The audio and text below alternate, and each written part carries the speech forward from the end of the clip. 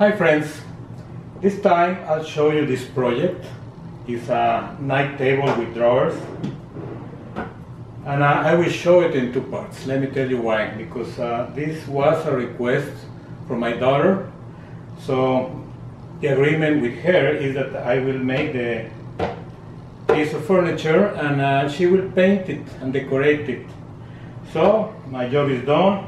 It has one challenging part, that this top part is kind of flying with nothing here, so it was a little bit challenging to make enough support to make it stay.